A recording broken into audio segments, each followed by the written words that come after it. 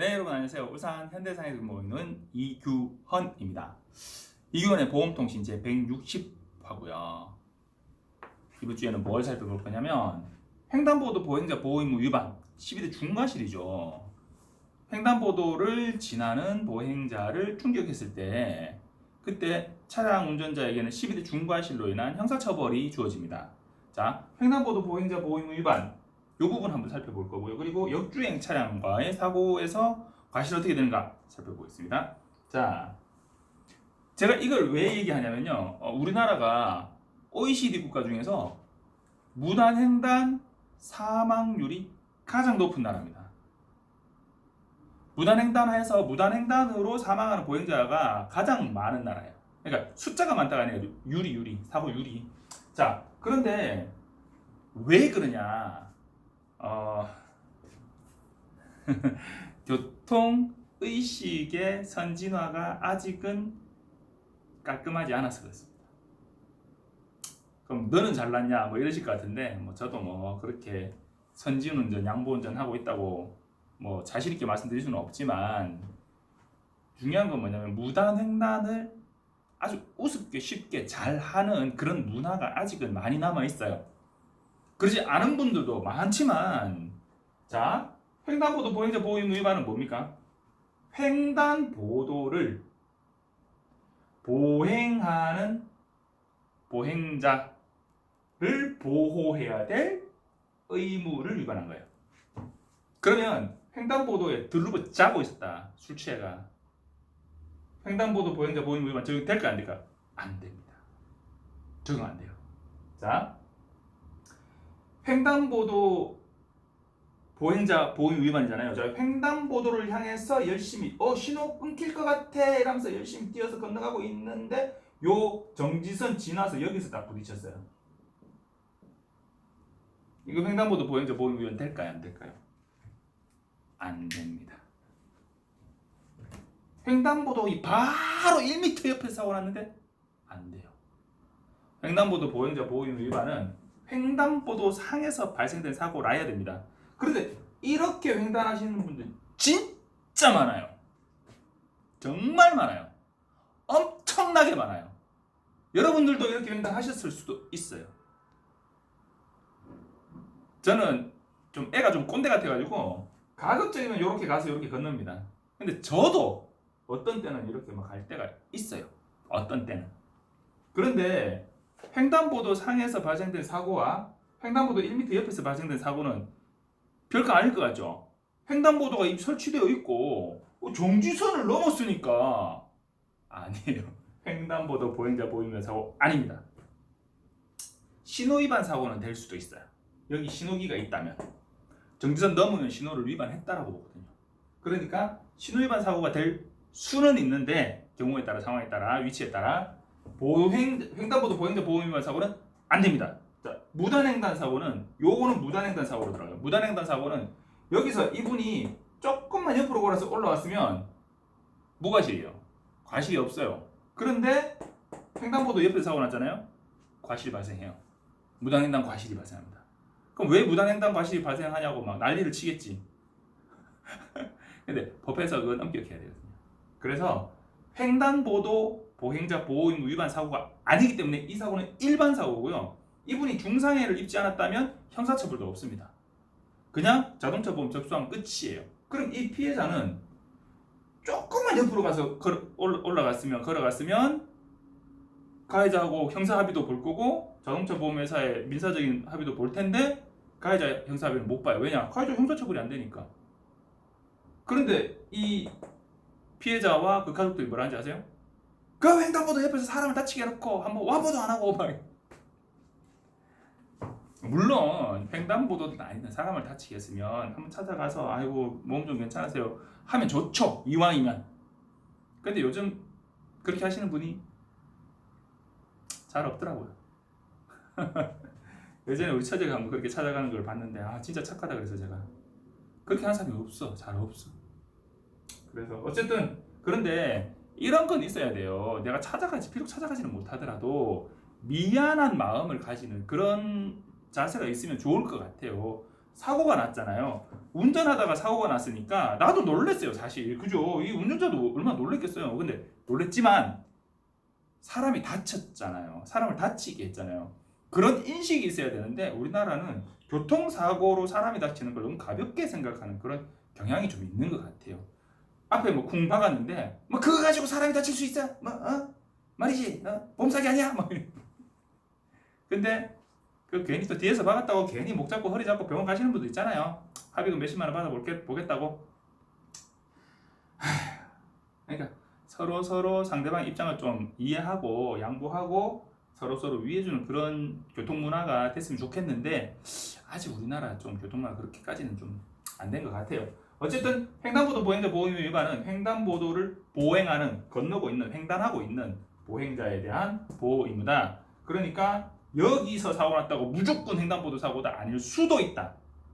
대부분은 근데 횡단보도 사고가 맞죠. 자, 그 바로 옆에서 요 횡단보도 향해서 이렇게 걸어가고 있다거나 아니면 이렇게 걸어서 이렇게 오고 있다거나 횡단보도 바로 옆에서 1m 옆에서 사고 났다? 횡단보도 사고 아닙니다.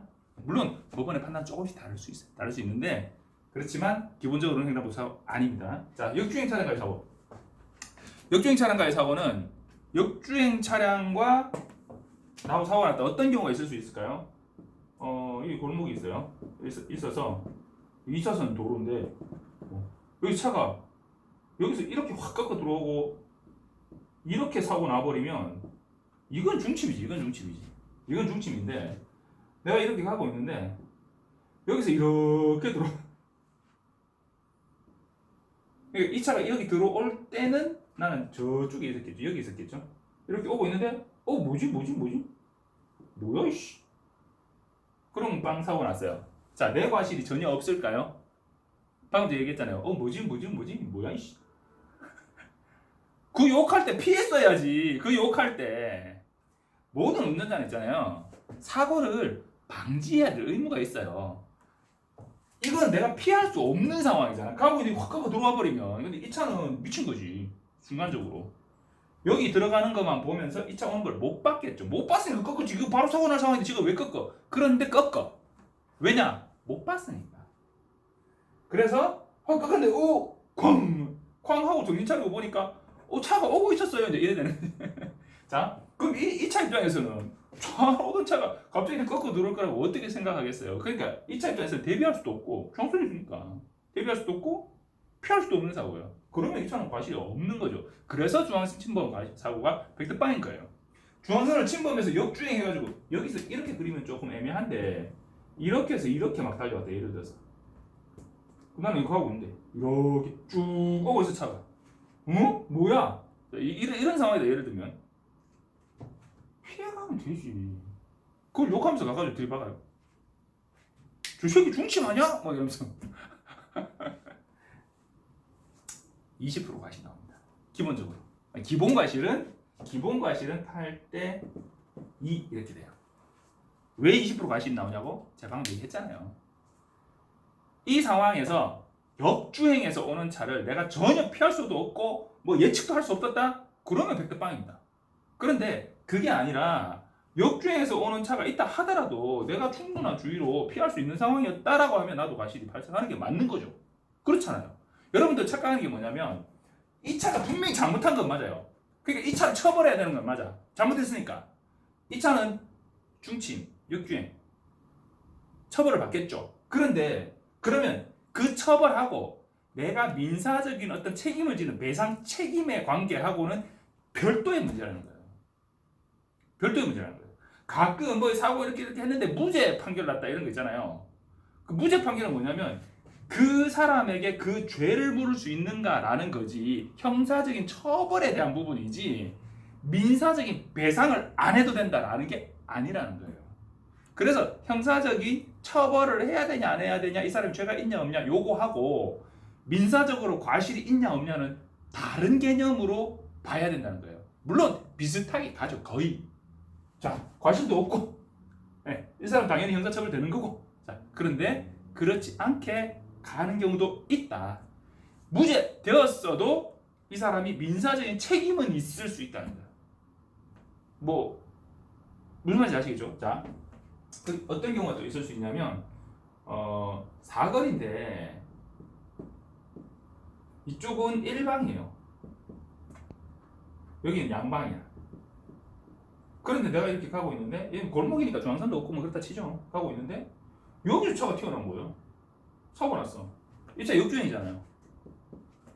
아니 말이지 이쪽에서 이렇게 다니는 차가 길이라서 나는 이쪽만 주의하고 갔는데 이쪽에서 차가 튀어나왔어. 난 전혀 과실 없어. 아니야, 과실 있어요. 기본 과실은 8대 2가 나와요. 기본 과실은. 자, 그런데 제가 지금 얘기하는 강조를 몇 번 하잖아요. 기본 과실이라는 기본 과실. 다른 요인이 없을 때, 둘 다 뭔가에 대한 주의 의무가 있다라고 인정될 때, 그때 서로 간의 과실이 발생된다는 거지. 블랙박스 영상, CCTV 등을 통해서 이 차가 아니 이건 뭐 어떻게 뭐 주의할 틈도 없었구만. 예측할 수도 없고 주의할 수도 없는 사고다라는 게 입증이 된다면 그렇다면 백대빵이 나올 수 있는 거죠. 그리고 요즘은 막 블랙박스 이런 것 때문에 백대빵 이런 판결들이 점점 많아지고 있잖아요, 그죠?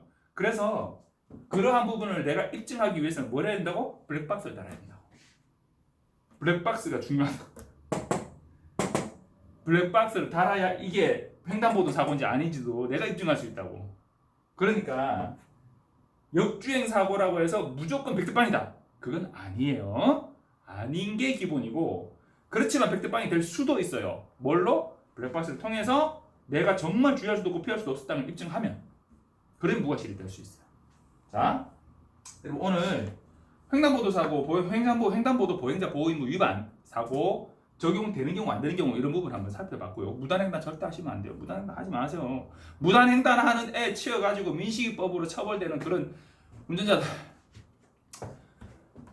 스쿨존에 제발 불법 주차하지 마세요. 자, 역주행 차량과의 사고. 스쿨존에 불법 주차한 차 있어가지고 그 뒤로 애 나와가지고 치여가지고 민식법 처벌되면 그 불법 주차한 차의 차주도 민식법으로 처벌되어야 된다고 저는 생각합니다. 역주행 차량과의 사고, 무조건 역주행 차량이 다 100%다 그건 아닐 수도 있다. 자, 오늘 여기서 마치고요. 비가 한참 오다가 이제 좀 그쳤네요. 오늘 월요일 저녁이거든요. 자, 여러분들 한 주 계속 비가 온대요. 장마철이고요. 여러분들 비 오는데 안전운전 하시고 건강하시고 다음 주에 또 인사드리겠습니다. 감사합니다.